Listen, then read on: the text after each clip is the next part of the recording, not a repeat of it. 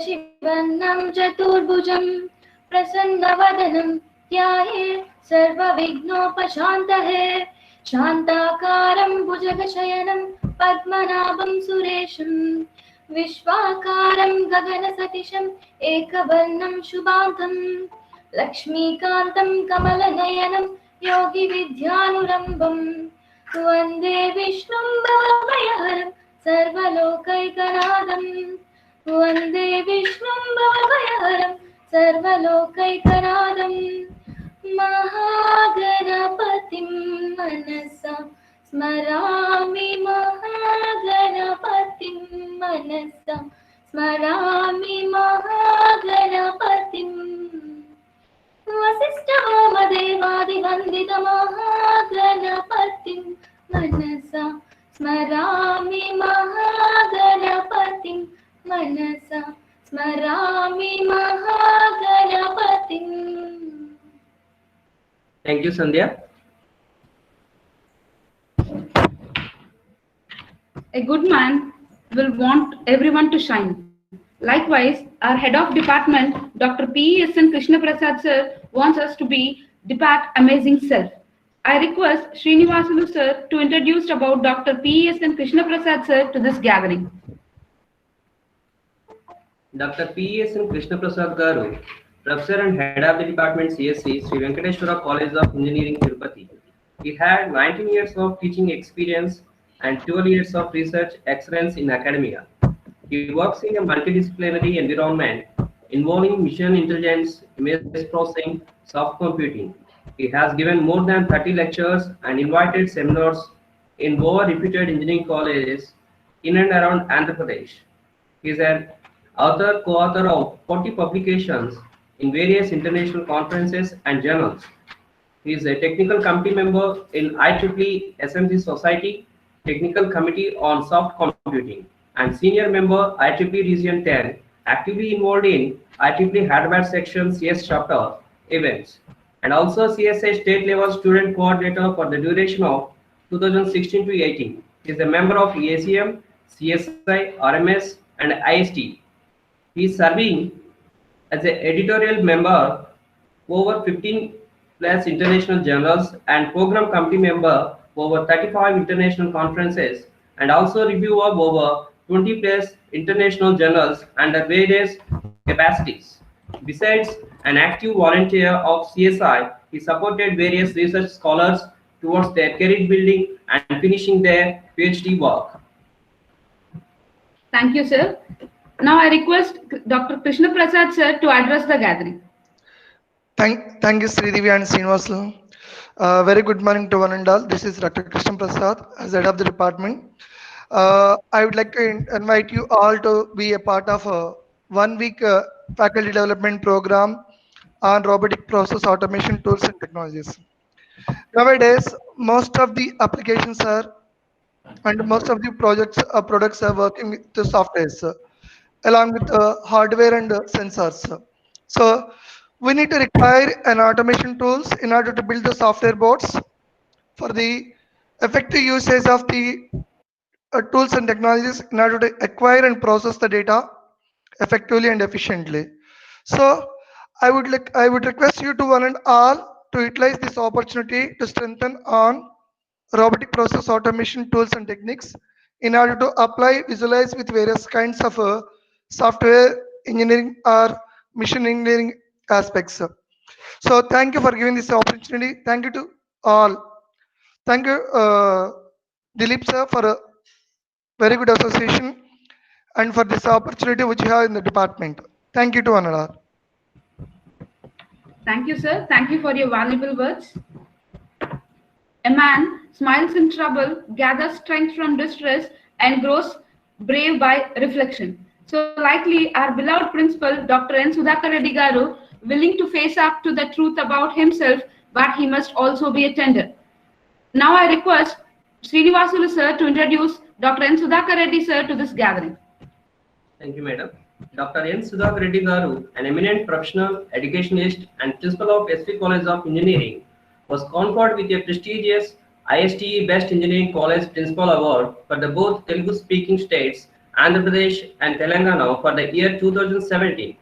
His rise to prominence in such a short span of 20 years can be attributed to his a strong willpower, caliber, conviction, dedication, and leadership quality. Thank you, sir. So now I request Dr. N. Sudhakar Reddy, sir, to address the gathering. Thank you so much for your nice introduction, Mrs. Sridivya and Srinivasulu. Very good morning to one and all. Respected chief guest of today's program, Dr. Sri Shobha Bindu Madam, Director SD and IC and R&D in charge, JNT University, Anantapur, and our well-wisher and coordinator of today's program, FDP, Dr. P. Dilip Kumar Reddy, Associate Professor, CSE Department, SVCE, and convener of this FDP, Dr. Krishna Prasad, HOD of CSE, and other faculty members of SV colleges, and participants from different engineering colleges. A very good morning to one and all. I'm very happy to know that our CSE department is conducting this 5 days faculty development program on robotic process automation, tools and techniques. Thanks to AICTE and ATL for sponsoring for this program. The main objective of this FDP is to improve quality and equity in engineering teachers in order to upgrade the knowledge, enhancing research and teaching skills. The main purpose of conducting this program is to provide hands-on experience to the faculty community and research scholars with RPA tools like Blue Prism and automation anywhere that automate business and workflows. I hope definitely all the participants will gain knowledge on this RPA. Thank you once again. My sincere thanks to Dr. Shobha Bindu Madam for accepting a chief guest for this virtual inauguration function, and Madam is also acting as a resource person for one session. Thank you so much for providing me this wonderful opportunity. All the best. Thank you, sir. Thank you for your words.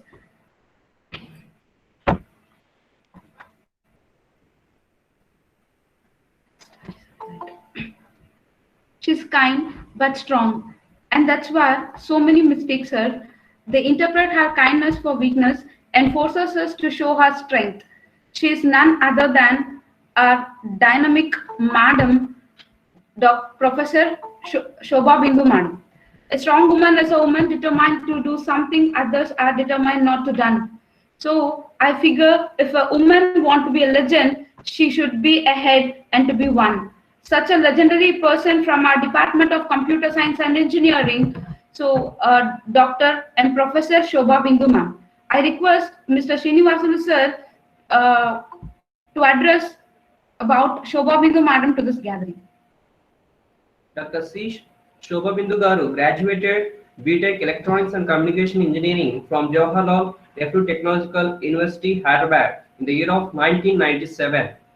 MTech in Computer Science from JNTUA, Hyderabad in the year of 2002, and obtained PhD in Computer Science and Engineering from JNTUA, Anantapur in 2010. After BTech, she joined Trimsoft Private Limited, Hyderabad as a software engineer, but because of her passion towards the teaching and profession, she joined Intel Engineering College, Anantapur, and served as assistant professor from the November 2019 to the May 2003. In the year of 2003, she was selected as the assistant professor in Computer Science and Engineering Department of JNTU College of Engineering, Anantapur, and continued till 2009. And she was as associate professor from 2009 to 2015 in Computer Science and Engineering. She has been promoted as a professor in Computer Science and Engineering at JNTUA College of Engineering, Anantapur in November 2015. She completed AICTE RPS project titled Secure and Usable Authentication to Common People in Secure System for the grant amount of the 10 lakh rupees. She received an amount of 40,000 for organizing a national seminar on recent trends in networking and security in JNTU College of Engineering, Anantapur during the November 2013 from APSCHE as a convener. She received UGC minor research project titled A Model for Dynamic Data Verification Integrity in Cloud in August 2017 for the grant amount of 90,000. She is a reviewer, educational board member, and advisory committee member for the various journals and conferences. She has filed 3 patents and she has authorized 6 books, and she had edited 1 national conference proceedings. Also, she is a reviewer for the textbook on computer organization by Naresh Jotwani, published by DMH. She had published more than 100 international, 5 national journal papers, and 3 book chapters. She presented more than 60 papers in international and 21 in national conferences. She organized 7 national level student symposiums, 4 training programs, and 7 workshops. She also organized 1 national conference and 1 e-education phase 2 trial program and 6 community service programs. She has guided 50 plus BTech batches, 50 plus MCA students, 130 plus MTech students, and 4 PhDs are completed and 7 are ongoing. Her research interests includes network security, wireless networks, cloud computing, and data analytics. Thank you, Srinivasu sir. I request Shobha Minu ma'am to address the gathering. Thank you very much, sir, for introducing me to the audience. Principal of Sri Venkateshwara College of Engineering, Tirupati, Professor Sudhakar Garu, Head of CSC Department, Dr. Krishna Prasad, the coordinator of this FDP, Dr. Dilip Kumar Reddy, and the other faculty members of SVCE and the participants from various engineering colleges around across India. A very good morning to one and all. At the outset, I'd like to congratulate the organizing team of this particular FDP of SVCE Tirupati for taking an initiative to organize this particular workshop on robotic process automation tools and techniques, being sponsored by AICTE Training and Learning Academy. As we all know, robotics is one of the latest technologies that is getting progress, and it is creating a huge market, and it is offering presently a lot of jobs. So in the recent years, when we look, there has been major advances in several technologies like robotics, artificial intelligence, IoT, augmented reality, analytics, and robotic process automation, etc., which are collectively labeled as 4IR. So these technologies can be combined and applied to a wide range of industrial, commercial, and social applications. So when we look at in the next few years, the large-scale application of these technologies will be having a significant impact globally upon employment, economies, and even the society as a whole. So it is very much essential for all the faculty members to skill themselves with these latest technologies so that they can equip their students with these current trends. So these sort of workshops will definitely provide an opportunity for the faculty members to interact with the eminent personalities, both from academia as well as the industry, so that they can gain knowledge on these latest trends. And this can offer a platform for all the faculty members wherein they can interact with the industry people, and that they can look at what are the things that are happening in the industry. So as said, like a teacher should always be a ever learner. So you need to keep ourselves in phase with the latest technologies, and so these sort of workshops will definitely provide an opportunity for all of us to get ourselves equipped with the latest technologies. So we'll be looking at what is the trends that are happening in the artificial intelligence, and especially it will be focused on robotics in all the next 6 days, I hope. So with this few words, I thank the organizers of this FDP for giving me an opportunity to be a inaugural chief guest, and I wish all the participants will have a happy learning for all these 6 days, and the fruits of this workshop will come only when you disseminate this to your students. So I request all the participants to keenly participate in these events and then take it forward to the students and train them towards this, and see that some of the projects are being developed making use of this technology which you have learned. So that gives the fruitful results for this particular FDP. I thank all the organizers for giving me this opportunity. Thank you very much. Thank you. Thank you for your valuable and technical brief, ma'am. Out of thanks by Dilip Kumar, sir. Good morning, all the participants. Honorable Chief Guest of the Professor C. Sobhita Madam, and respected principals of HVCE and HVECE, and convener and HOD and coordinators, our most valued invited participants, a very good morning to one and all. I, P. Dilip Kumar Reddy, Associate Professor and FDP Coordinator, consider this to be a great honor and privilege to propose the vote of thanks on this occasion on behalf of Computer Science Department. First and foremost, I thank our chief guest, Professor C. Sovind Madam Garu, Director of the University, for accepting our invitation and finding time to grace the occasion despite of her busy schedule. Thanking you, Madam. We very grateful to our principal, Dr. N. Sudhakar sir, for his words of encouragement. Their stable guidance has always been encouraging. I thank him for his interest and continuous support. Thanking you, sir.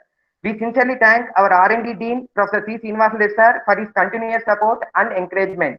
We are extremely thankful to our convener, Head of the Computer Science Engineering Department, Professor P.S.N. Krishna Prasad sir, who has named as the backbone of all our doing in this department, who is the source of inspiration and motivation among the faculty because of his vast knowledge, acumen in the subject. Thanking you, sir. I would like to thank co-coordinators of the workshop, Dr. Swati Madam and Mr. Srinivasu sir and Sri Divya Madam. Thank you so much for your support. I thank AICT Atal for funding this event. AICT Atal have always been supporting such events and encouraging the faculty for improving their skills. A very big thanks to all the higher officials and nodal officers and coordinators of AICT Atal for their support. My heartful thanks to resource persons accepting to share their valuable ideas, knowledge, and experiences in spite of their busy schedule. Their efforts in making the faculty aware of robotic process and automation really deserve a great appreciation. Thanking you all. I sincerely thank the Computer Center Head, Professor K. Sekhar sir, Vice Principal, for offering them with all the amenities which are prime needs to make this event grand success. Thanking you, sir. I further thankful to all the HODs and deans who have been very supportive for this workshop. I am very thankful to each and every computer science engineering faculty and non-teaching staff who have played their part in this success. A special gratitude to the non-teaching staff members also who have worked hard to ensure that this workshop became the grand success. I thank all the remarkable innovators present here accepting our invitation. I also thank the members of the press and media for their wide coverage of the entire event. I am very thankful to our management for providing the wonderful facilities without any problems. Last but not the least, the wonderful participants from the various states contributed their part and who have turned up in such a great number. Without their support, the program would not be successful. Thanking you very much for your keen interest and participation in this workshop. Thanking you everyone. We thank you all for being with us this event. Thanking you very much. Stay home, stay safe, happy learning. Next session is followed.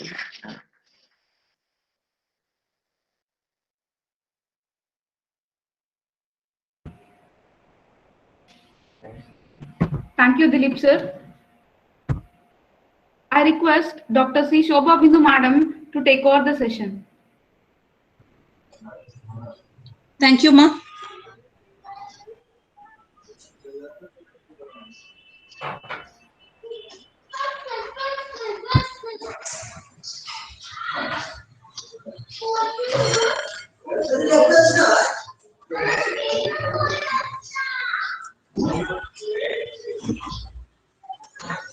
Is it visible to all? Yes, madam. Yes, ma'am. Yeah. So in this session, I'll be dealing with the importance of artificial intelligence in the current perspective. So we'll be introducing what artificial intelligence is, and then we'll be looking at what are the different types of artificial intelligence, and we'll look at some of the applications of artificial intelligence. So when we look at now, the world is changing very faster than ever before. So when there are major changes that are being brought in the way that we work, the way that we do the business, that is buy and sell the things, the way that we travel, and the way that we live in the society are all being changed majorly. So that is when the major changes are being brought in the industry, economy, transportation, and the society. We call it as a industrial revolution. So it's usually the new ways of thinking and doing and the new technologies that cause the change to happen. So all these club together form what is known as the industrial revolution. So we have undergone 3 industrial revolutions as such, and now we are in the 4th industrial revolution. So the first industrial revolution has happened in the 18th century. That was based on the mechanization through the steam engine. Later in the 19th to 20th century, the second industrial revolution has come, wherein that was based on the mass production through electrical energy. And later in the late 20th century, because of the evolution of this intelligent information system through the computers and the internet, it has led to the 3rd industrial revolution. And now in the 21st century, we are on to the 4th industrial revolution.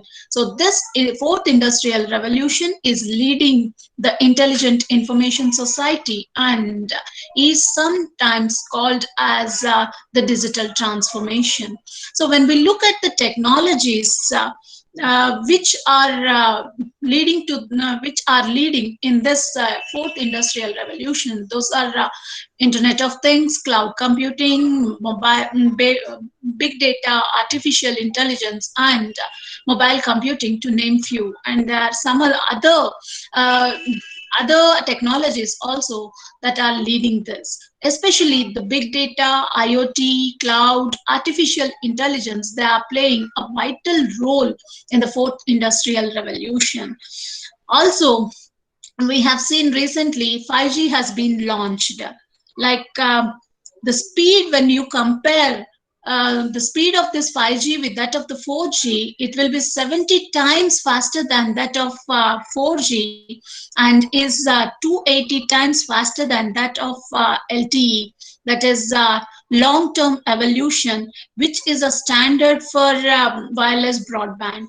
So with all these changes that are happening in the networking as well as the other technologies, like there are major changes that are being brought, and that too very rapidly these changes are occurring. So when we look at the industries which are affected mostly by this digital disruption, so you can say that there's no industry as such which is not affected by this digital disruption. So either it is a healthcare or e-commerce, or it's a logistic or the transportation, or maybe it is a construction, or it is oil and natural gas, whatever field that you take, whatever industry that we take, most of these industries are getting affected by this digital disruption. That's why this digital transformation is causing a lot of revolution. So according to the World Economic Forum. So the founder of and executive chairman of the World Economic Forum, Klaus Schwab, has coined this particular word, digital transformation, for fourth industrial revolution. According to this World Economic Forum, the fourth industrial revolution has been progressing since the start of 21st century, and this is a revolutionary change being characterized by the ubiquitous and mobile internet, cheaper, smaller and stronger sensors, and artificial intelligence and machine learning, which is a subset of artificial intelligence. So when we look at this, we can see what are the technologies that are being used in various industries. Like when you take up the construction industry, the 3D printing technology, which is trending now, is creating a lot of wonders over there, wherein you can have accurate scale models of the buildings being designed by making use of this 3D printing. So the use of big data to create more efficient networks is being used in transport industry, and in the e-commerce, of course, mobile commerce has been trending in the e-commerce. And when we look at the health sector, remote monitoring and checkups through the mobiles are rapidly taking off in the healthcare industry. And in the logistics, the big data and the analytics are playing a vital role, wherein it is going to reduce the delivery time. And when we look at oil and gas, so the increase in the demand will be there because of this data analysis that is happening. So every industry, almost all the industries are getting affected by this digital disruption. So we can, any industry you name, you can find one other application of this particular digital disruption in that industry. So no industry is exempted from this digital disruption. So we look at the fourth industrial revolution, as we said, artificial intelligence is playing a vital role. So what is this artificial intelligence, and who is the person behind this particular artificial intelligence? So it was in the mid 1950s that McCarthy has coined this particular term, artificial intelligence, which he defined it as the science and engineering of making intelligent machines. So when we ask a layman regarding with limited knowledge on this technology, when you ask him regarding what artificial intelligence is, then he would answer like this artificial intelligence is like a Terminator-like figure, wherein it can act and think on its own. But if the same question, if you pose it to a AI researcher, he or she would definitely say that it's a set of algorithms that could produce results without having to be explicitly instructed to do so. So we can define this artificial intelligence as an intelligent entity which is created by a human being, which has the capability of performing the tasks intelligently, and that too without being explicitly instructed. So it has the capability of thinking and acting both rationally as well as humanly. When you look at this word artificial intelligence, you can see that there are two words that are being combined. One is artificial and the other one is intelligence. Artificial is that it is created by a human, that is man-made, and intelligence is thinking power. So we can define this artificial intelligence as an entity created by the human being with the thinking power. So on the whole, we can define this artificial intelligence as is a branch of computer science by which we can create intelligent machines which can behave like a human, think like human beings, and also able to make the decisions similar to that of a human being. So we'll just have a quick look at how this artificial intelligence have evolved over the years. That is a brief history of artificial intelligence. So as we said, artificial intelligence is not a new word, as it has been coined in 1950s only. So this technology is much older than that we can imagine now. But this is the trending technology that we are learning now, but it has evolved years back only.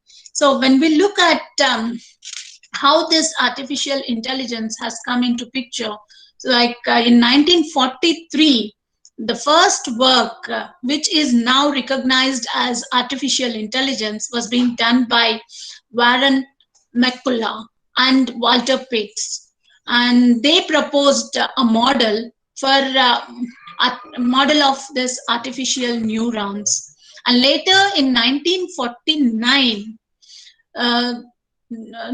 for this neural networks, and updating rules for modifying the connection strengths between these neurons was being demonstrated by Donald Hebb. And this particular rule is now known as Hebbian learning.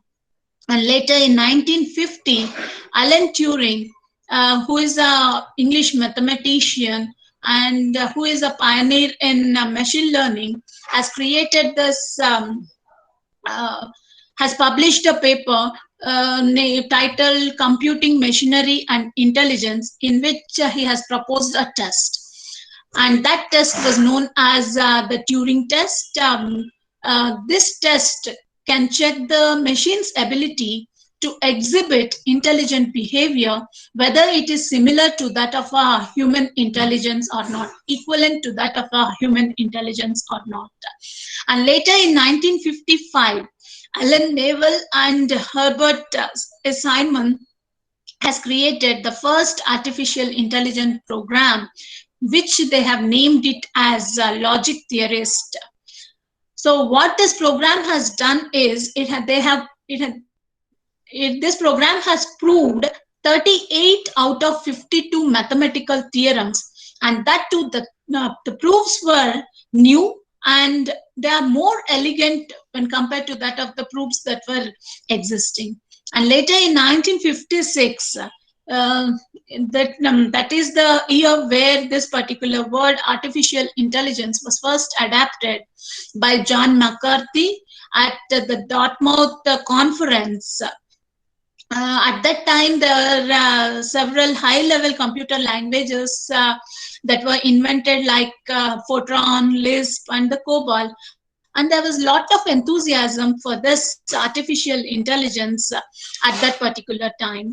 And later in 1966, the researchers have emphasized on developing the algorithms which can solve the mathematical problems. And the first chatbot was being introduced in 1966, and that was named as Elijah. And later in 1972, the first intelligent humanoid robot was built in Japan, and they named it as Wabot 1. And then later, there was a severe shortage of funding from the government for this AI research, and hence there was a downtrend that you can observe in the artificial intelligence research, and that was between 1974 to 1980, and that was called as the first AI winter duration. And during this AI winter, the interest on publicity of artificial intelligence have decreased, but later the boom has started again with the introduction of this expert systems in 1980. So these expert systems were programmed that to emulate the decision-making ability of a human expert. So in 1980, the first national conference of the American Association of Artificial Intelligence was held at Stanford University, and that has, in that conference, the concept of this expert system has come into picture. But later, again, the investors and the government has stopped funding for this artificial intelligence research. Why? Because the cost involved is high, but at the same time, the results are not that much attractive. So for example, like the expert system like XCon, which was developed, was very cost effective. So again, between 1987 to 1993, there was a lack of interest in artificial intelligence, and that period was called as second AI winter. Later in 1997, IBM came up with Deep Blue, which has bet the world chess champion Garry Kasparov, and that became the first computer to beat the world chess champion. And when we observe the technology, the learning that has happened before 1990s was like inductive learning. That is, you're going to frame a set of rules and then we'll be training the system to follow that particular set of rules. But later, after 1990s, the trend has changed, wherein the system is going for a deductive learning, wherein it is learning by making use of the examples, where a lot of data is being fed, and from there it is going to so they are going to learn from that particular one. So that was the change that has happened in this duration. And in the year 2002, for the first time, AI has entered into the home in the form of Roomba, which is a vacuum cleaner. And later in 2006, AI has entered into the business world also, where several companies like Facebook, Twitter, and Netflix also started making use of this artificial intelligence. Later, with the advent of this deep learning, big data, and artificial general intelligence, the AI has changed its pace, and it is going to learn from examples and the data. From there, it is going to derive a set of rules and there was a drastic change. So in the year 2011, IBM's Watson has won Jeopardy, which is a quiz show where it has solved the complex problems as well as the riddles. So this particular machine, Watson, has proved that it could understand the natural language and can solve tricky questions very quickly when compared to that of a human being. Later in 2012, Google has launched an Android app which they featured as Google Now, which was able to provide information to the user as a prediction.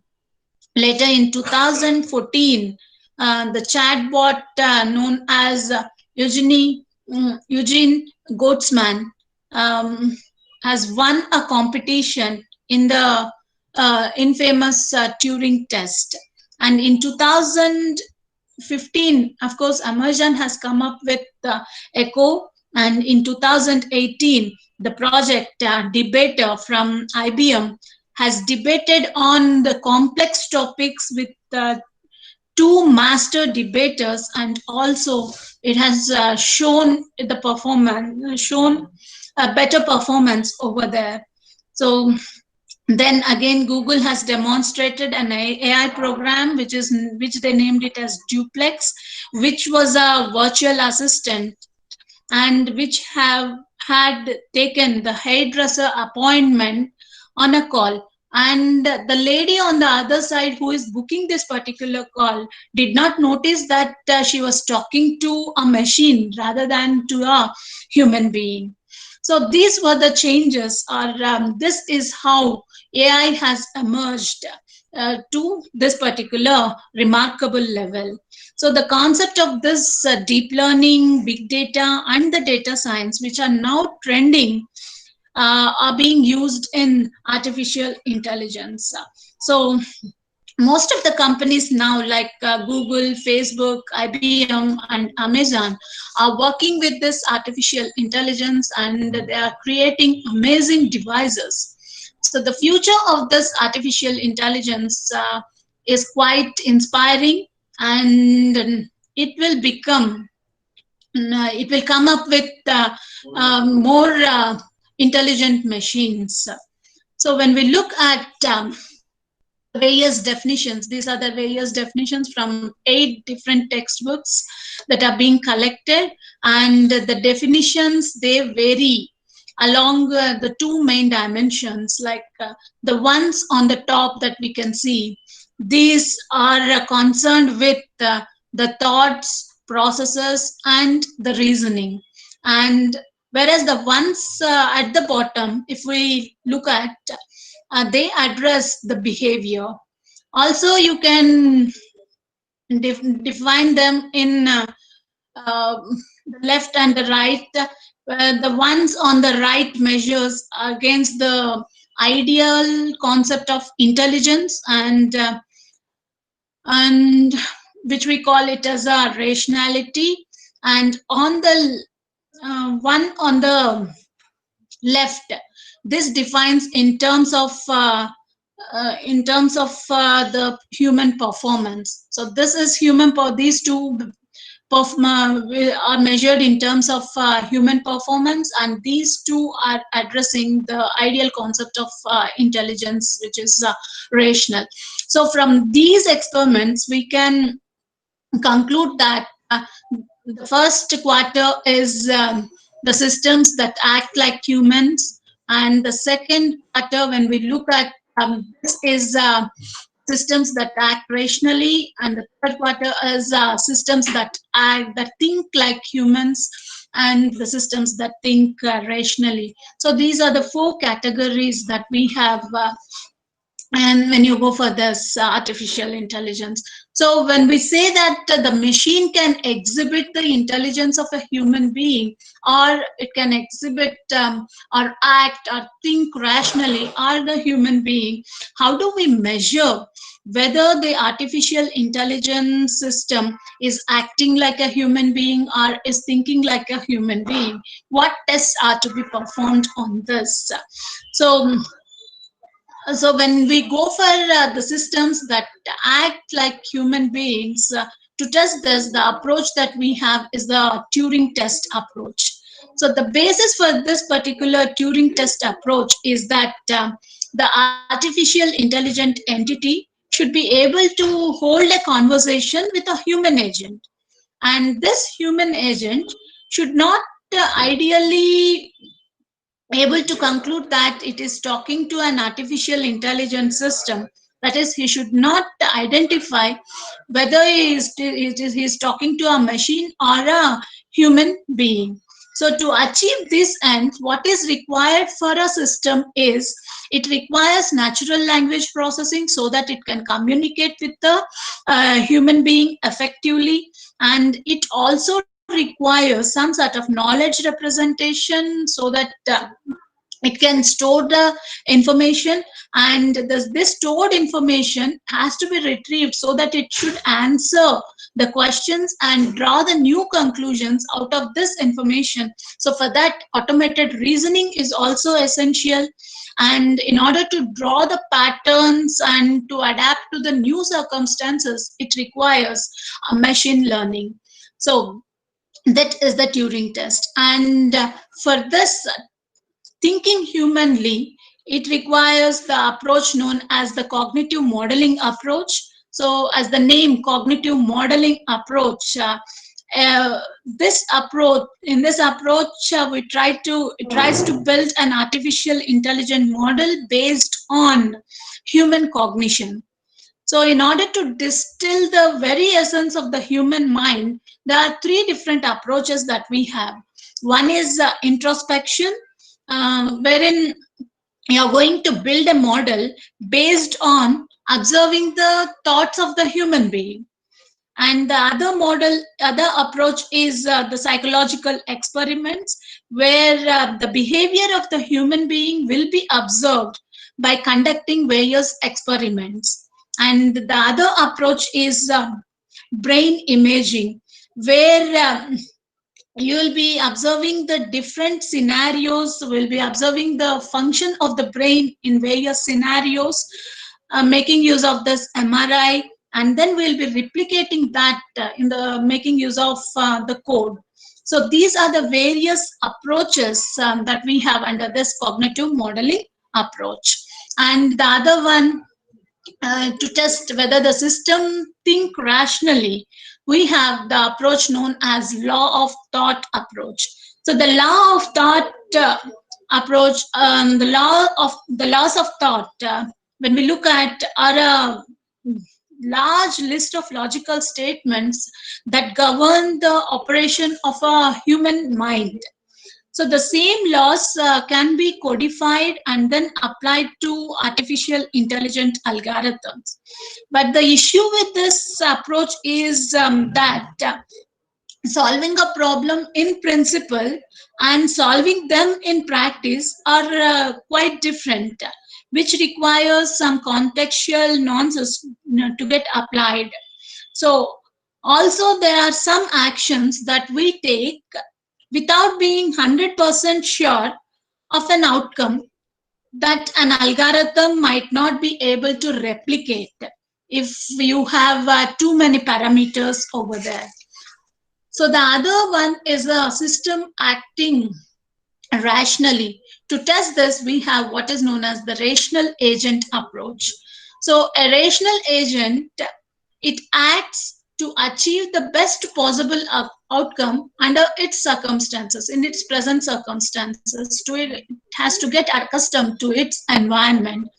So when we look at the laws of thought approach, wherein an entity must behave according to the logical statements that are being given, but there may be some instances where there's no logical right thing to do, with multiple outcomes involving different outcomes and corresponding compromises, and sometimes you need to get compromised.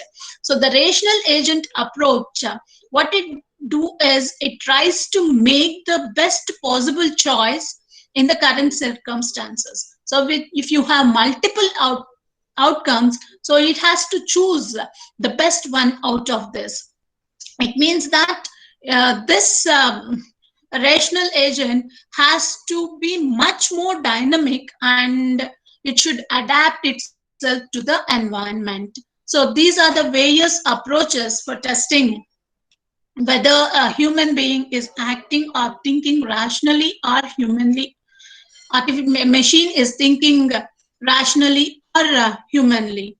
When we look at the various goals of artificial intelligence, so it is built so that it can replicate the human intelligence to solve the knowledge intensive tasks.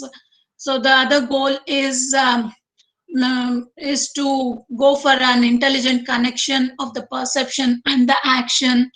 So it helps in building a machine which can perform the task where it requires the human intelligence, such as proving a theorem, playing games, or plan some surgical operations, or driving a car in a traffic.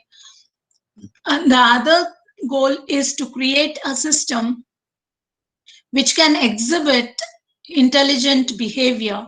That is, it should learn the new things on itself, and it should try to demonstrate, explain, and even give advices to the users. So these are the various goals with which an artificial intelligence system is built. Now, we'll just have a look at what are the various components that are being used by the artificial intelligence system so as to display the intelligent behavior. So in this diagram, you can see that how an artificial intelligence system can interact with the real world, and various components that we have that help us that help this artificial intelligence system to exhibit the intelligence. So AI system has a perception component. So this particular component is responsible for learning from the data that is being captured. Sorry, this perceptron component is making use of which you are going to retrieve the information from the environment, and the data that is being captured by this perception component will be utilized by the learning component to learn from the data that is being captured by the perception component. So in this entire cycle, if you can see, there are two components which are main components. Those are the knowledge representation and the reasoning.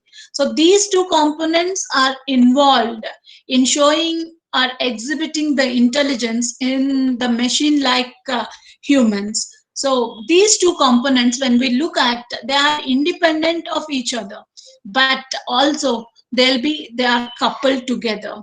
And then the planning and execution components, they depend on the analysis that has been done by this knowledge representation and reasoning. So these are the various components that are required for an artificial intelligence system to display its intelligence, whether similar to that of a human being.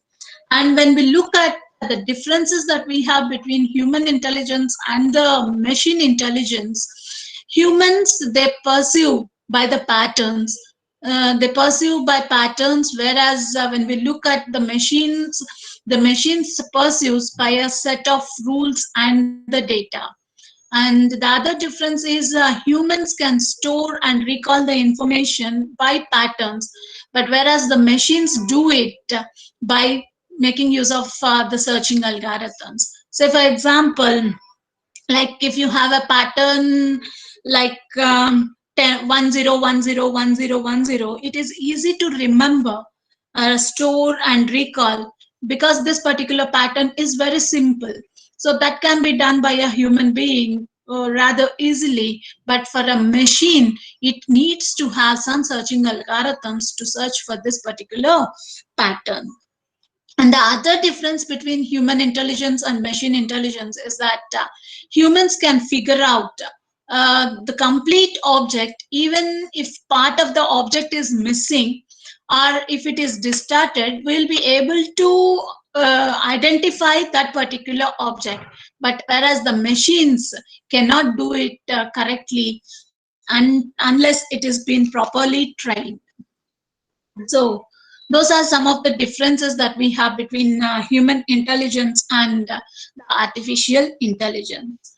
So human intelligence, when we look at, is composed.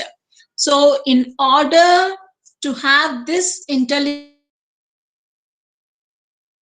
incorporated into this artificial intelligence, so the intelligence of a human being, when we look at, this is a combination of reasoning, learning. We do have problem solving perception, we do have understanding of the language, and so on. So all these has to be incorporated into a machine also.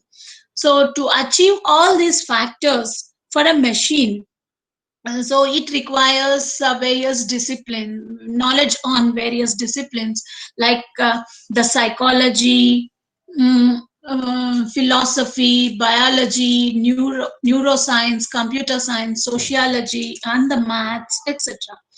So the purpose of this philosophy for humans is to help us understand what our actions are and what are the consequences of these actions and how we can make better decisions. So that has to be inculcated into the human being, into the machine also.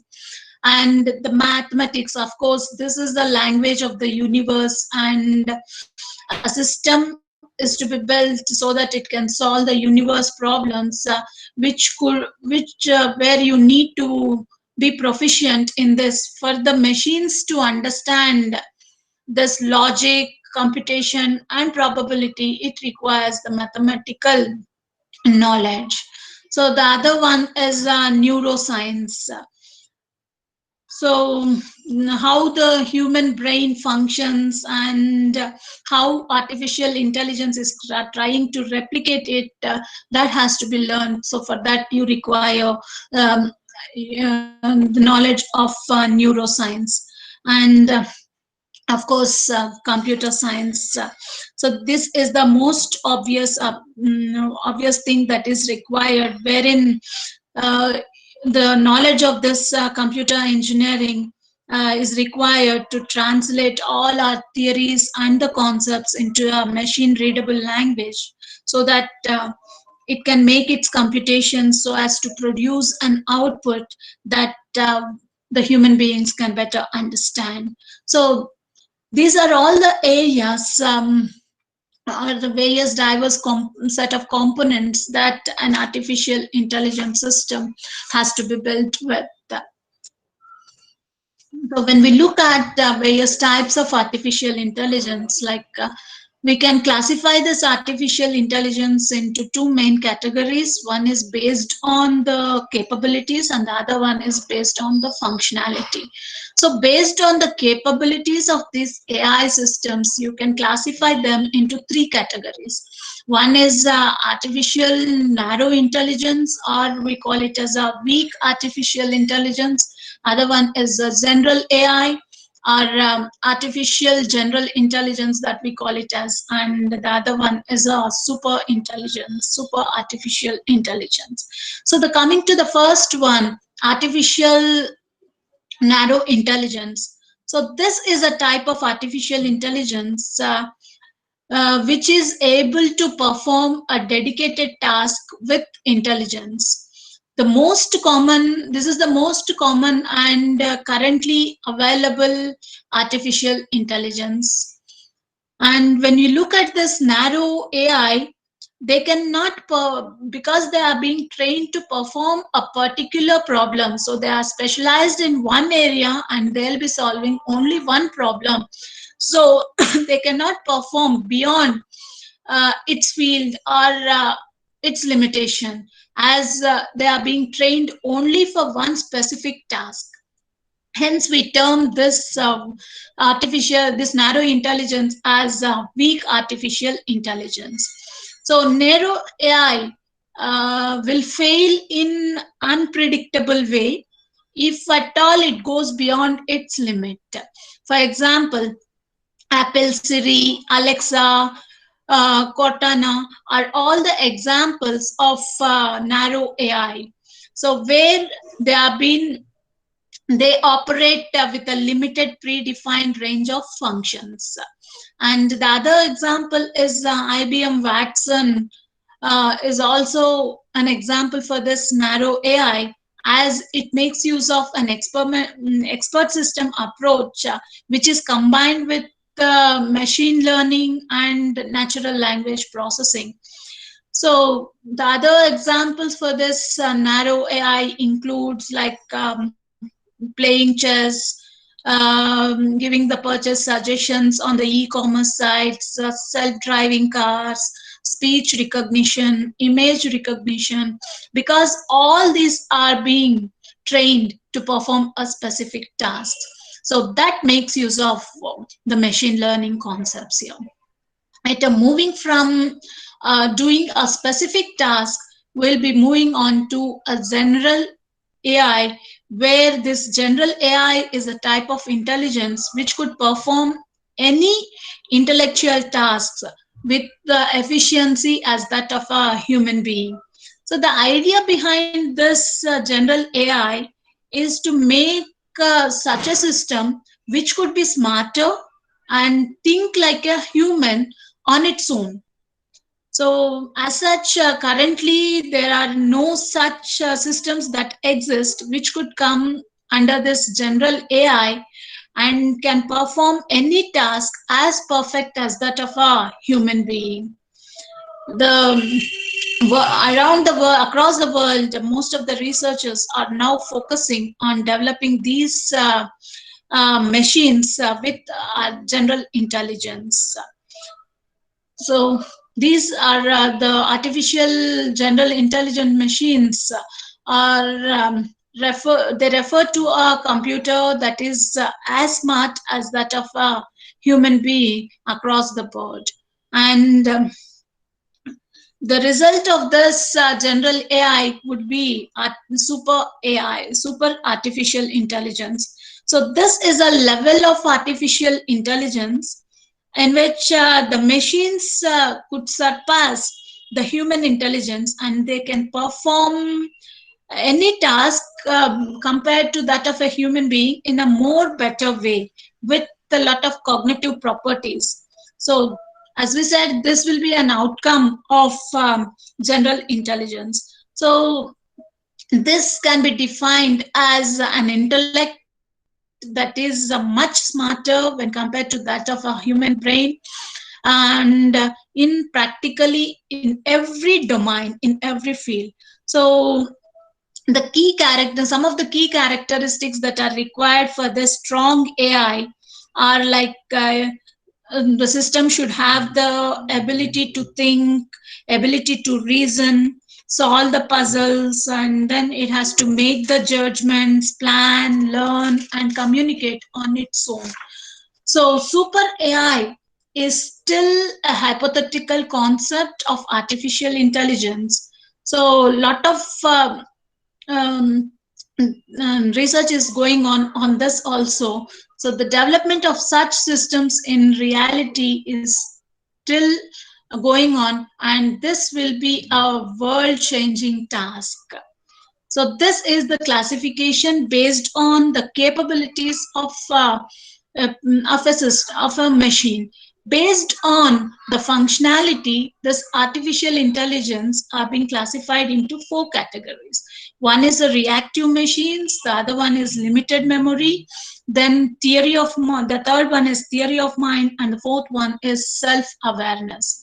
So reactive machines are the most basic types of artificial intelligence, wherein that sort of machines, they do not store the memories or the past experiences to perform the future actions. And coming to the next one, that is limited memory machines, they can store the past experiences or some data, but for a shorter period of time. So these machines can use this stored data for a limited period of time, and they can perform some of the future actions based on this limited memory. Like self-driving cars are best examples for this limited memory machines. The other one is the theory of mind, AI, where it should understand the human emotions, the people believe their beliefs, and be able to interact socially with that of the human beings. And these are not still developed, but a lot of efforts are being made for developing this theory of mind, AI. So the other one based on the functionality is self-awareness, AI. So this is the future of artificial intelligence, and these machines, as we said, it will be super intelligent and will have their own consciousness, their own sentiments, and their own self-awareness. So these machines will be smarter when compared to that of a human being. So self-awareness AI does not exist in reality still, and this is a hypothetical concept. So that is the classification based on the functionality. So based on the capabilities, AI is classified into narrow AI, narrow AI, general AI, and the super AI. And based on the functionality, they are being classified as reactive machines, limited memory machines, and theory of mind AI, and self-awareness AI. So to understand how this artificial intelligence actually works, we need to have a deep dive into the various subdomains of this artificial intelligence, and and understand how these domains could be applied so that we can solve some of the problems of this industry. So when we look at the subset of this artificial intelligence, we have machine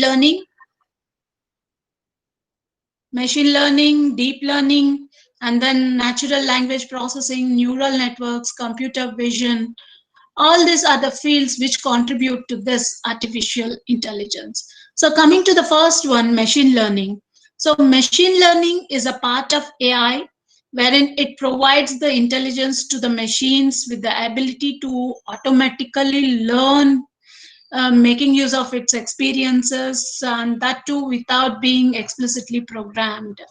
This machine learning, it teaches a machine on how to make the inferences and decisions based on its past experiences.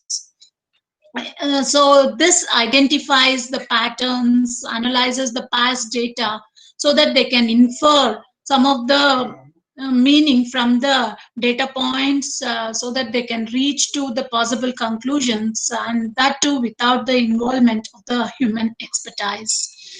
So this machine learning is primarily concerned with the design and development of algorithms which could allow the system to learn from the historical data. Machine learning, actually, it is based on the idea that the machines can learn from the past data, identify the patterns, and make the decisions making use of these algorithms. So these machine learning algorithms are designed in such a way that they can learn and improve their performance automatically. So machine learning helps in discovering the patterns from the data.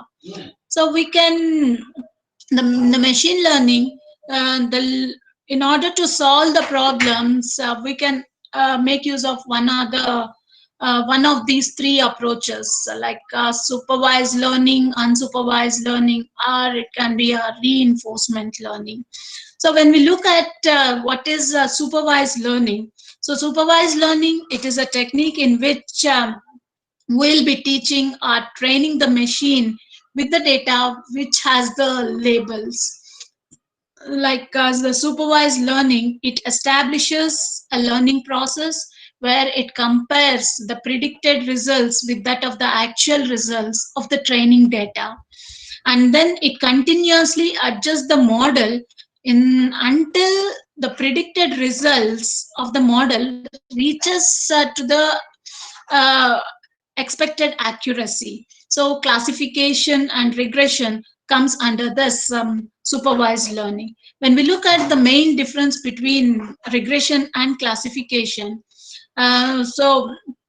when you go for this classification, this is the task wherein it is going to predict a discrete class label when you go for classification, and regression is the task of predicting a continuous quality. That is, the difference lies in what is the output variable that you are going to have. If it is numerical, it comes under regression. If it is categorical or the discrete label, we call it as a classification. So some of the common algorithms that we use under this supervised learning are decision trees, Bayesian classification, least square regression, logistic regression, support vector machines, and neural networks, and so on. And the other one is the unsupervised learning, where it involves training by making use of unlabeled data, and then we'll be allowing the model to act on that information, and that there won't be any sort of guidance over there. So a model will be prepared by deducting the structures which are present in the data that you are going to give as the input. So this may be to extract the general rules.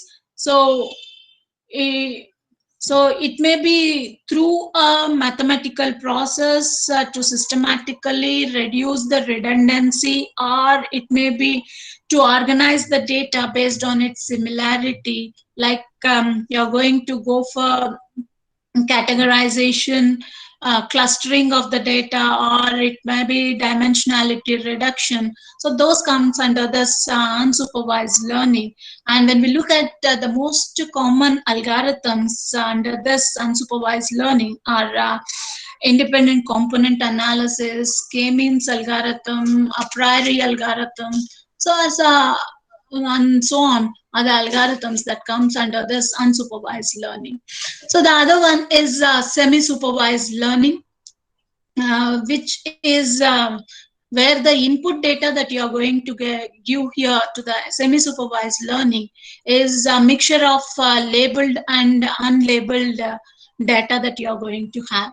So this is an extension for a supervised learning, where it is often used for classification and regression. So this there is a desired prediction problem, but the model must learn from the structures in order to organize the data, as well as it has to make the predictions when you go for semi-supervised learning. So common algorithms under this semi-supervised learning include graph theory inference algorithms, Laplacian support vector machines, and so on. So the other type of learning is reinforcement learning. So this is a type of machine learning technique which enables an agent to learn in an interactive environment by making use of a trial and error method with using the feedback based on its own actions and the experiences.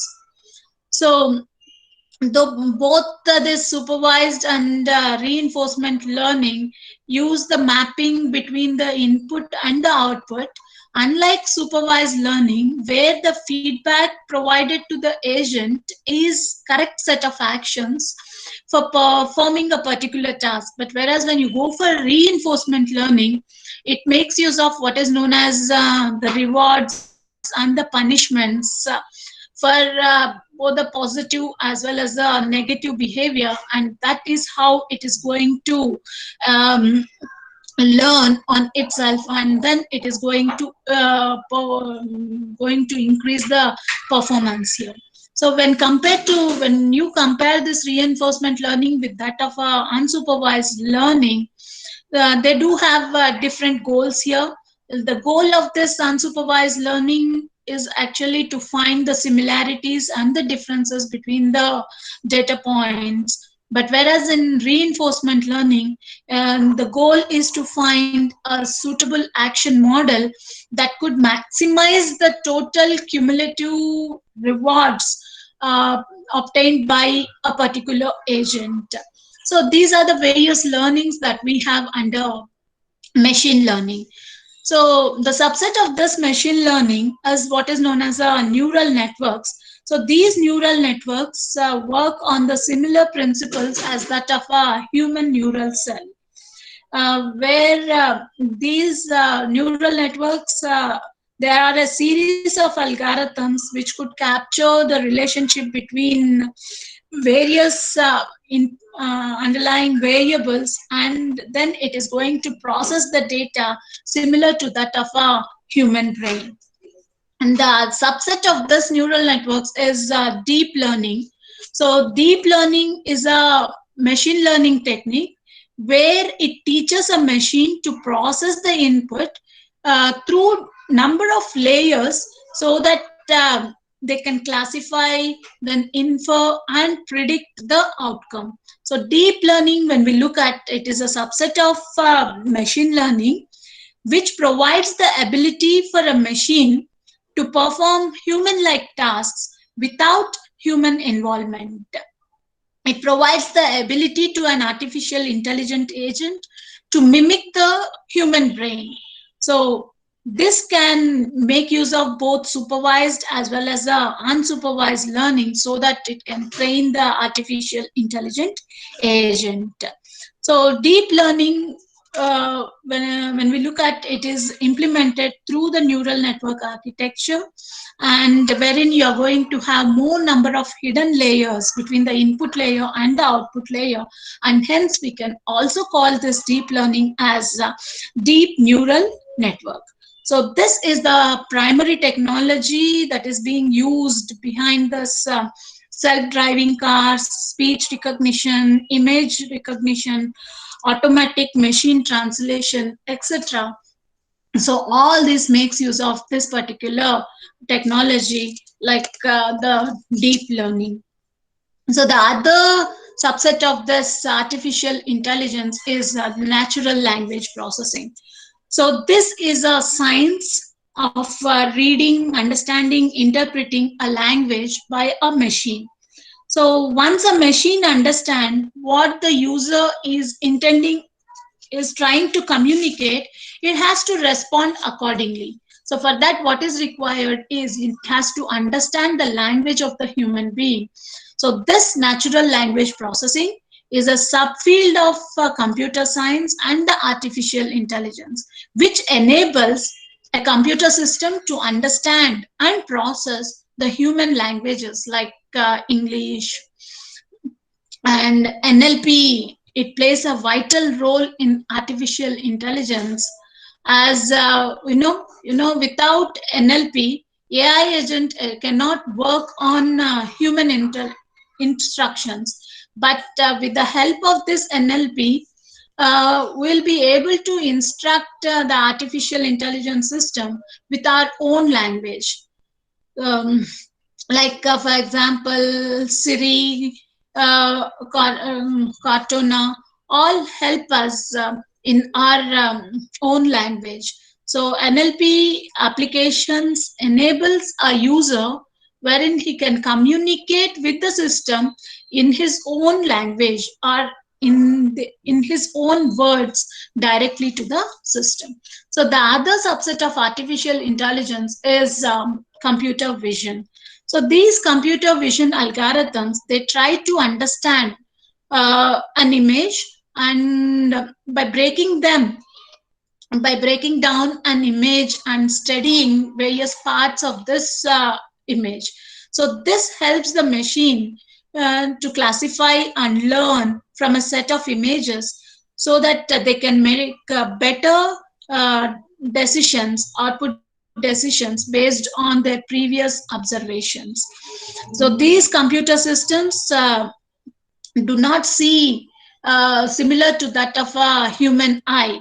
And human eyes, when human perception or human visualization is being bounded, like we cannot see what is beyond a wall, but whereas a machine learning machine with machine learning and computer vision will be able to see through the walls also. So these are the various subsets of artificial intelligence. Apart from this, we do have another subset of artificial intelligence, which we call it as which is known as cognitive computing. So cognitive computing algorithms, they try to mimic the human brain by analyzing the text, speech, images, objects in a manner that human being does, and it tries to give the desired output. So these are the various subsets of AI. So once you want to go in depth regarding this artificial intelligence, you need to have the better understanding of all these subsets of artificial intelligence. So as we said, generic artificial intelligence is a superset, in that the machine learning, that is narrow AI, which is enabled by this machine learning, is a subset of this general AI. And neural networks is a subset of machine learning, and deep learning, this is a subset of neural network, where it is going to go for 3 or more hidden layers. So these are all the various technologies that are driving this artificial intelligence.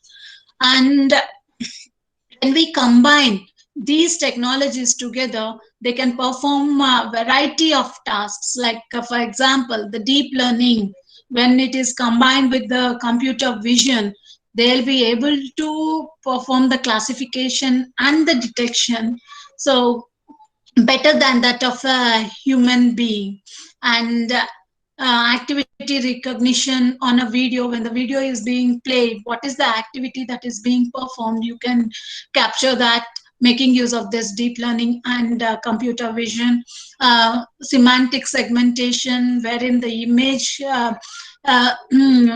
can be, and pixel-wise classification on a whole image can be done by making use of the semantic segmentation. Image caption generation, based on the image, a caption can be generated for that particular image.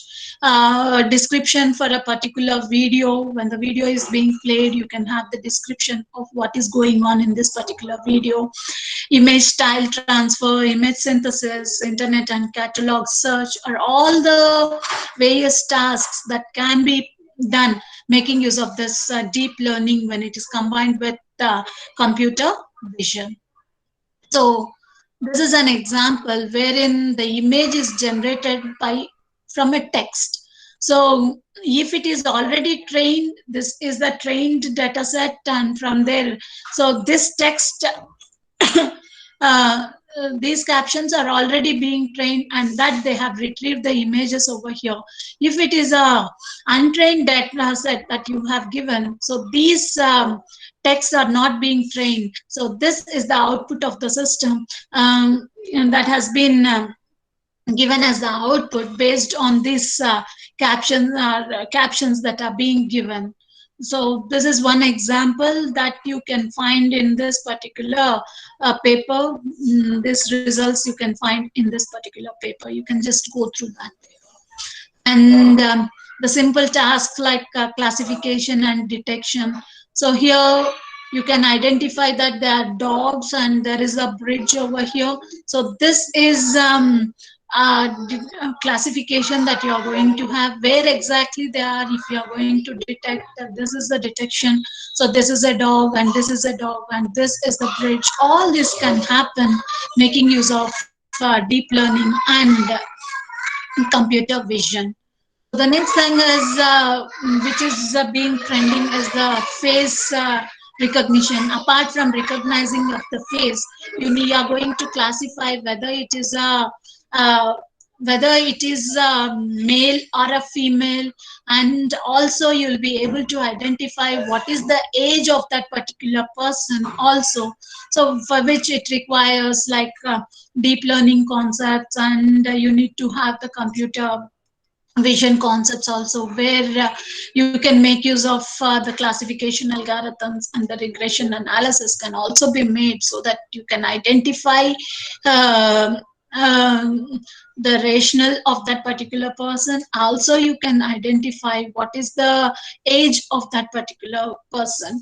So this is one example making use of deep learning and computer vision. And the other example is nowadays, which is trending, is emotion detection. So not only detection of the face, rather what sort of emotions that particular person is expressing, you can also detect that, making use of this trending technologies. And this is an example for activity recognition. So based on the images, you'll be able to identify what is the activity that is going on in that particular image. Here you can see this is hula hoop, that a girl is playing this hula hoop, that is being identified by the system. And this is playing hockey, and that too field hockey penalty that is being played over by this person. So that can be identified. Here you can see that there's a fencing that is being taking place over here. So all these activities can be recognized by making use of these technologies. The other one that is used in the self-driving cars are detecting the objects which are in front of this particular system, like detecting what sort of objects they are, and whether they are stationary objects or whether they are moving objects, or whether they are trivial objects. If that is an object, what is that particular object, at what speed these objects are being traveled. All this can be recognized by making use of this trending technologies. So these are some of the other complex tasks include like generating a caption from a particular image. So this is an image that we have. For this particular image, you need to develop a caption looking at looking at what are all the various objects that we have over there, and what are the activities being done in that particular image. All this. So for this particular image, the system has developed, has generated a caption like a group of people doing shopping at a outdoor market, and that there are many vegetables at the fruit stand. All these are the captions that are being generated from a particular image. So you can see more on this by following this particular link. Show and tell, a neural image caption generator. So these are some of the examples wherein deep learning can be used along with computer vision to make various tasks. So the other one is deep learning with NLP. This also have a variety of tasks like finding the synonyms for a particular word, and the extraction of the facts, like the people and the names of the company people and company names, the location or the geography, the prices, dates, and product names, etc., can be extracted given making use of these two features like deep learning and natural language processing. So the classification, genre and topic detection, whether the sentiment analysis, whether it is a positive sentiment or a negative sentiment, that can be detected.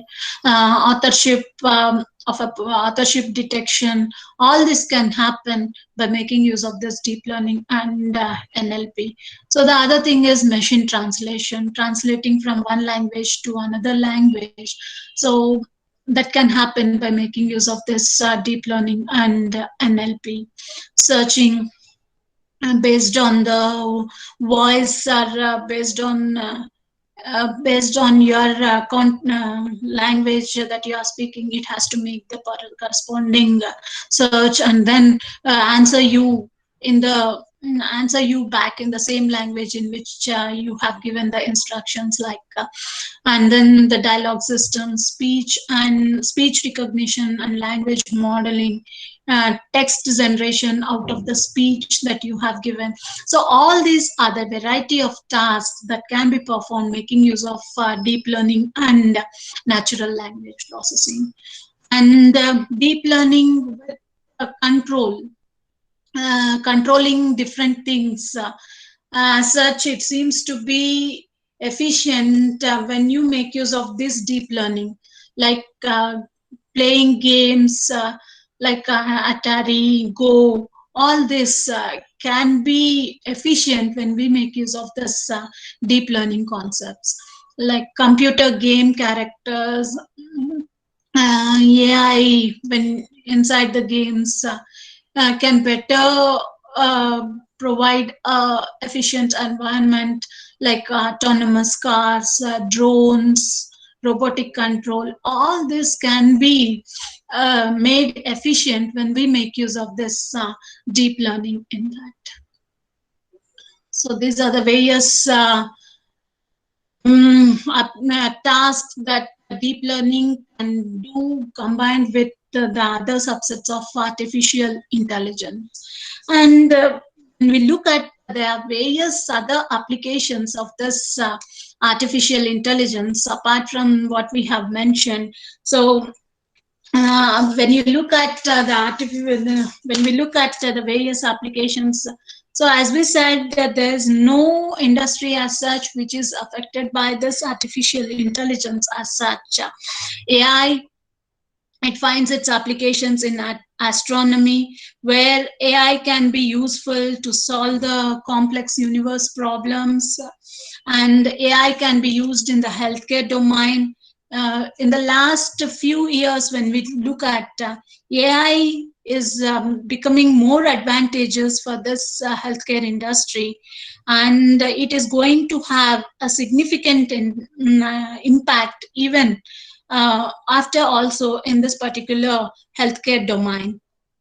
And so AI is helping the doctors in diagnosis, and they can inform when the patients are worsening, so that the medical help can reach to that particular patient before they get hospitalized. And AI is finding its application in gaming also, where AI machines can play strategic games like the chess, where the machine needs to think regarding the large number of possible moves and all. AI has its application in the finance industry also, where in the financial industry, it's like implementing the automation, chatbot, like adaptive intelligence, algorithm trading, and machine learning also has been introduced into this financial processes. AI has its application even in the data security also. As we all know, the security of the data is very crucial for every company. And because of the large amount of data, the cyber attacks are growing very rapidly. And AI can be used so that you can protect your data and safeguard your data, and also provide security to your data. Like for example, like AEG bot, AI2 platforms are being used to determine the software bug and the cyber attacks in a better way. So AI has its applications even in the social media also, like this Facebook, Twitter, and Snapchat, where they contain billions of user profiles, where you need to safeguard them, store them, and manage them in a very efficient manner. So AI can be used over there, so that you can organize and manage all these massive amounts of data.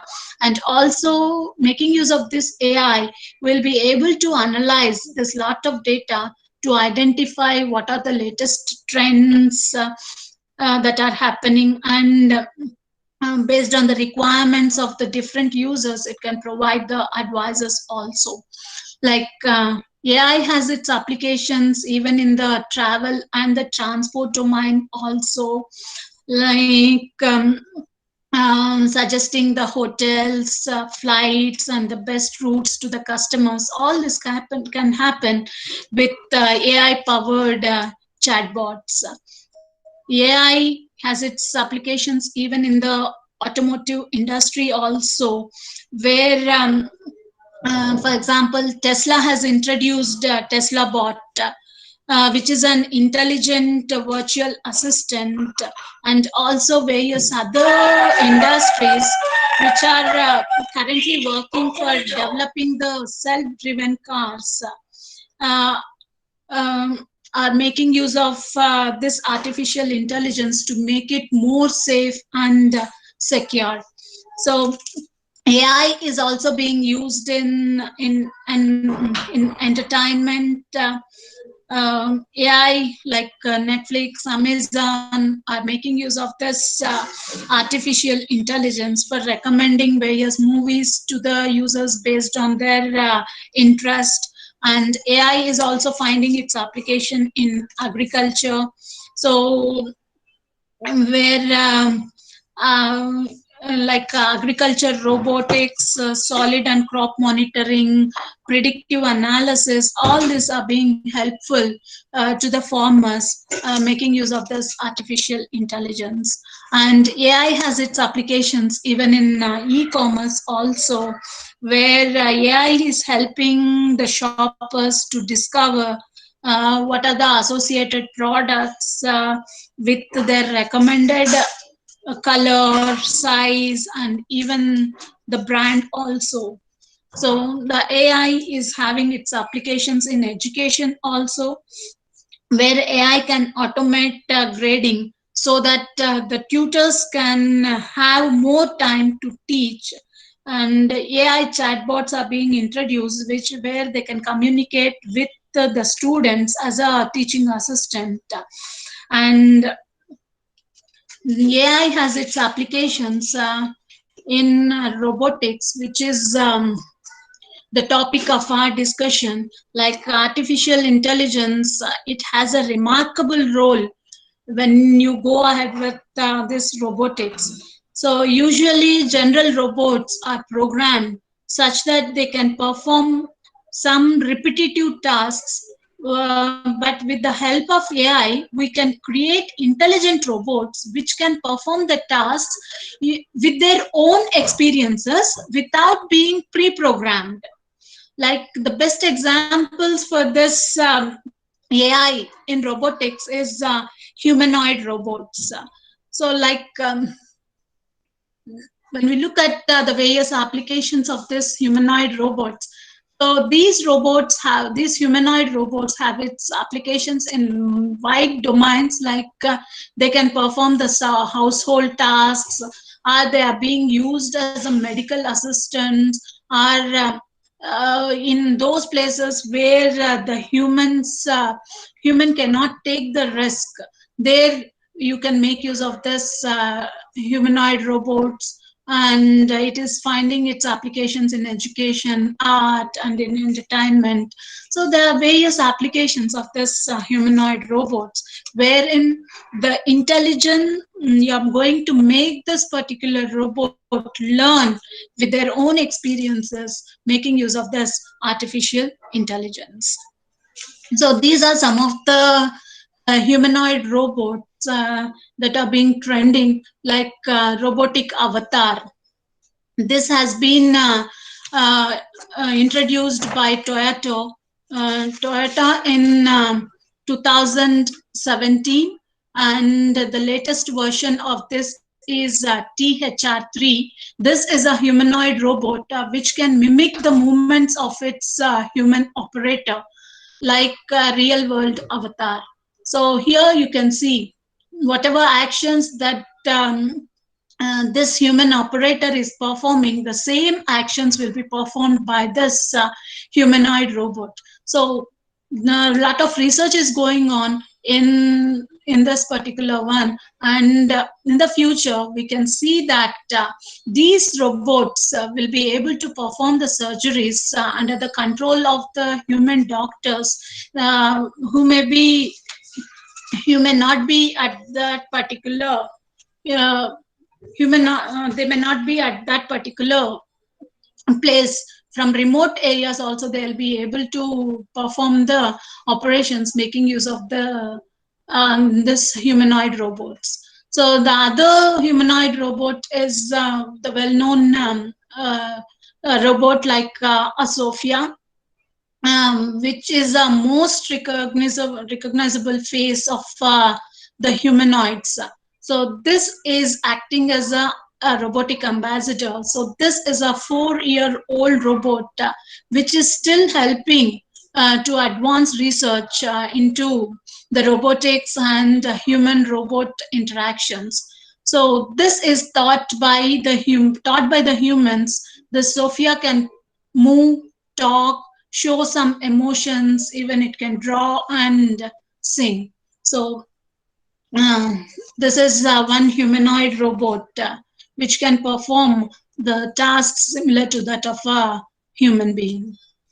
So the other humanoid robot include a delivery robot. This is a headless robot that we have which can navigate the stairs, various obstacles, and all kinds of terrains. And this can pick up and stack boxes which weighs up to 40 pounds. So, and the other robot, other type of humanoid robot that we have is a research humanoid robot. The latest version is Surena 4, which is capable of recognizing or detecting the face and the object. They could recognize the speech, and they could even generate the speech, and can walk with a speed of around 0.7 kilometers per hour.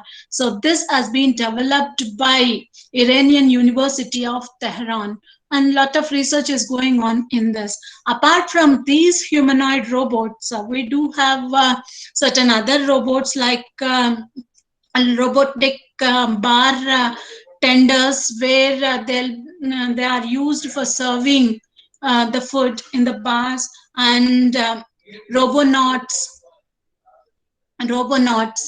So these robonauts, they are similar to that of they are being sent to the space by they have been developed by NASA. So where they can be spent to a look into a space where a human being cannot reach. And we do have other humanoid robots like educational robots, which can replace a nanny, or they can help in teaching to the students. All this can be done. The other one is we do have some sort of collaborative humanoids also, which can be used in the research. So all these are the various robots which are being developed with AI. So these are the various applications of artificial intelligence in various domains. So when we look at the top used applications in artificial intelligence, this includes Google's AI-powered predictions in the form of Google Maps, ride-sharing applications like Uber, Lyft, AI autopilot in commercial flights, and then filtering of the spam on the emails, plagiarism checkers and the tools, recognition of the face as well as the expressions and emotions, search recommendations like voice to text features, machine translation, smart personal assistants like Siri, Alexa, and it is also being the AI is having a lot of applications in detecting the fraud and preventing the fraud protection and prevention. So all these are the top trending applications of artificial intelligence. When we look at what are the various advantages that we are going to have from this artificial intelligence are, so these AI systems will be of very high speed, and the decision making can be fast over there, and it has high reliability, and that can perform same multiple actions with high accuracy. And AI can be helpful in situations where the human intervention will be a risky one, like diffusing a bomb, exploring the ocean floor, where you cannot employ the human being. There we can make use of this artificial intelligence systems. So AI can be very useful in providing the digital assistant to the users, and it is also used as a public utility, like a self-driving car, which can make our journey more safer and hassle-free, like the facial recognitions for security purpose. So the natural language processing in order to communicate with the human beings in their own language. So all these are the advantages that you are going to have with artificial intelligence.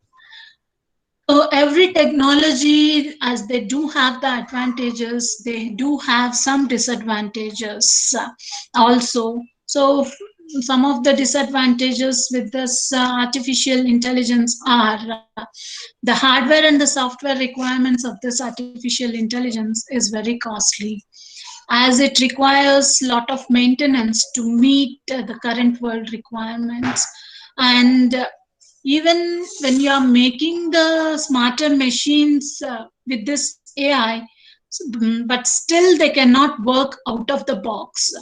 As we are designing these robots or the artificial intelligent machine to perform a particular task, we are training them to perform a particular task, and hence they cannot think out of the box. And these machines do not have any feelings or the emotions. And the other disadvantage is increasing our dependency as these machines come into picture. So the humans become lazy, and the creative skills of the human being also will be reduced when you are making use of when you make use of this artificial intelligence to think on our behalf. So these are the various disadvantages that we do have with artificial intelligence.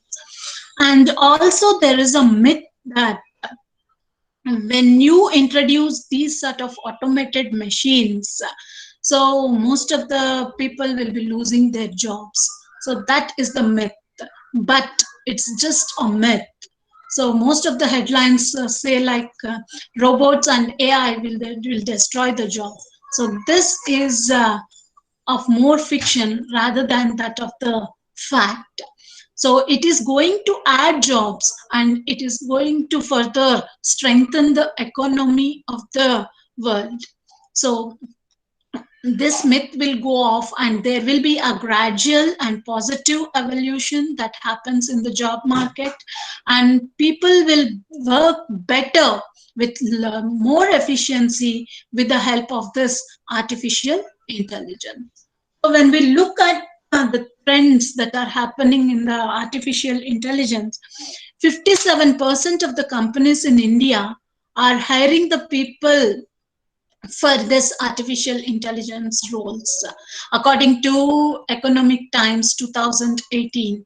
And according to World Economic Forum 2018 Future of Jobs reports, it says that 133 million new jobs will be created by artificial intelligence by 2022 as a result of this AI-enabled automation. And when we look at the salary trends, so the median salary of an artificial intelligent professional in India is around 14.3 lakh per annum. And when we switch from one job to another job, there will be a hike of 60 to 70% when it is pertaining to an artificial intelligent domain.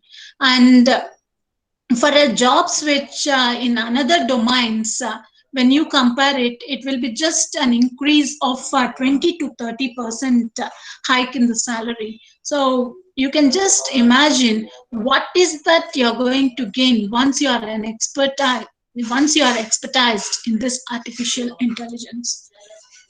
So that is why AICTE also has found that artificial intelligence is one of the technologies which will be leading to more number of jobs.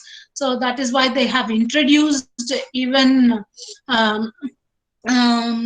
specialization in artificial intelligence as a course. So in the future, when we look at artificial intelligence, will definitely outperform the human beings.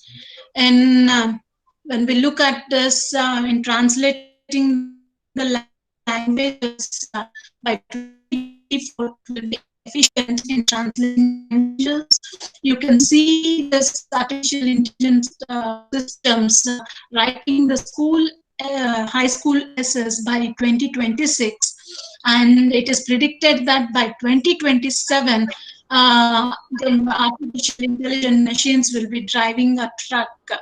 By 2031, they'll be working in the retail shops, and by 2049, AI system will be writing a best-selling book. And 2053, you can find these robots working as a surgeons, and 50% chance in 45 years is there wherein tasks that are being performed by these AI systems will outperform that of the human beings in all the tasks. So by within 120 years, you can see that all the human jobs will get automated, and that will be done intelligently by the machines. So that is a future prediction.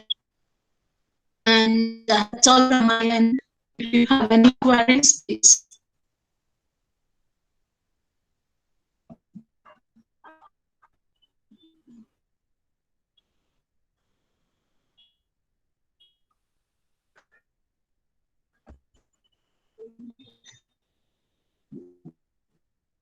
Madam?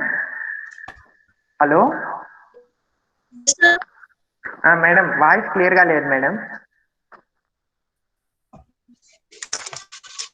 It's completed. Yes, madam. Okay, madam. Thank you, madam. Thank you, madam. Madam, audience, participants, I request any queries from your side. Madam, good morning, madam. Madam, Yeah, good morning, sir. Madam, what are the applications of robotics in e-commerce, madam?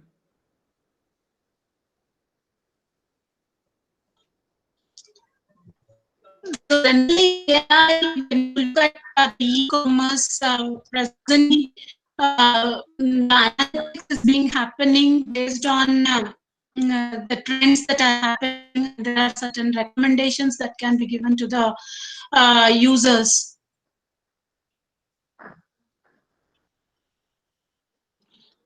Okay, madam. Thank you. okay, madam. Madam, one more question. If A and NN both are same or different, madam? From in audience, in chat box, one question is there, madam. NN is a subset of AI. Okay, madam. Thank you, madam.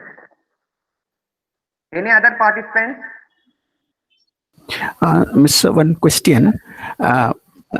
In this artificial neural networks, is it artificial neural networks? Is it hardware or is it software based? Actually, when you go for this, it will be software only. So, like, you're going to have some sort of weights that you're going to assign when you're performing the actuation functions and all. Mostly, it will be software only. It is software.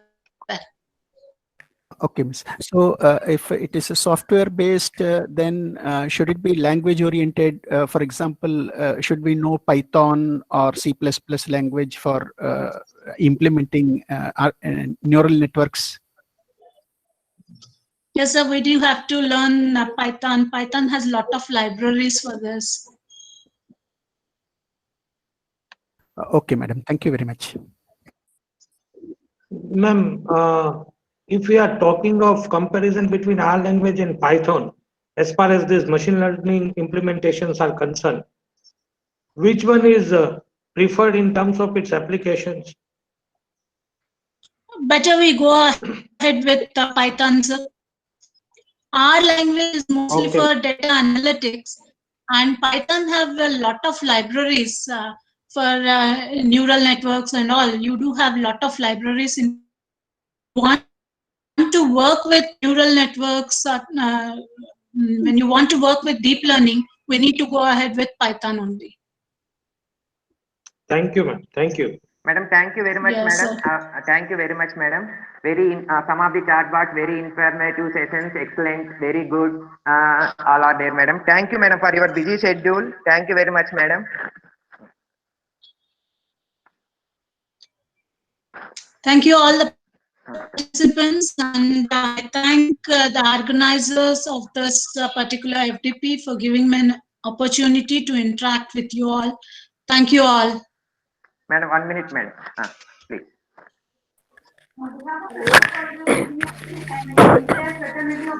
Hello. Thank you, ma'am. Most sincere thanks to our chairman sir and vice chairman sir, and on my behalf, I extend a very hearty thanks to the chief guest and session speaker, Professor Shobha Bindu ma'am, who takes time for her busy schedule to grace this occasion and made this session.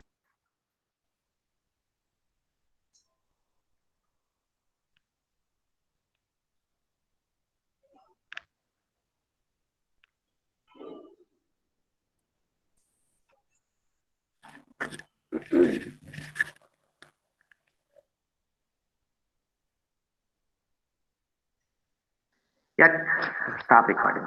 Madam. Hello. Madam, చెప్పండి madam. Dilip, Madam, 1 minute, madam. 1 minute, madam. Vote of shall I thanks. leave? Madam, 1 minute. 1 minute, madam, please. Yeah. Yeah. Madam. On behalf of ST College of Engineering and entire fraternity of the college, first of all, I extend my most sincere thanks to our chairman and vice chairman, sir. And on my behalf, I extended a very heartily thanks to our today's chief guest and session speaker, Professor Shobha Bindu ma'am, who spared time for her busy schedule to grace this occasion and made this occasion more interesting by introducing new trends and technologies in artificial intelligence. Thank you, ma'am. Thank you for your wonderful session, and you made this session more interesting, ma'am. Thank you. Madam, thank you, madam. Thank you, madam, for your busy schedule. Thank you for accepting invitation, madam. Thank you very much. And Thank you all. next session will start 11:45. Yeah. Stop recording. Okay, thank you. May I know the time for next schedule? Sir, 11:45.